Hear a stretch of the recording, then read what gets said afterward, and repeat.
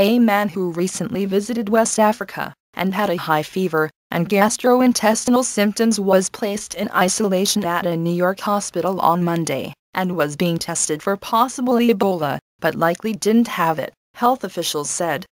"Odds are, this is not Ebola," said Dr. Jeremy Boal, chief medical officer at Mount Sinai Health System in Manhattan. The man showed up Monday at the Mount Sinai Hospital emergency room on the Upper East Side with gastrointestinal symptoms and a high fever.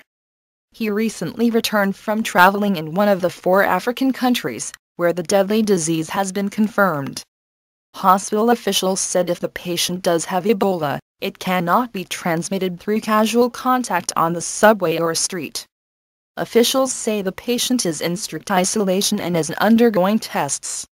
However, the Department of Health released a statement that says, after consultation with CDC and Mount Sinai, the health department has concluded that the patient is unlikely to have Ebola. Specimens are being tested for common causes of illness and to definitively exclude Ebola. Hospital officials say they hope to have an answer in the next 24 to 48 hours, but they say the symptoms are common in other illnesses. The Centers for Disease Control and Prevention says Americans are not at a significant risk for the virus, which can be deadly when gone unchecked. There is no cure for the Ebola virus.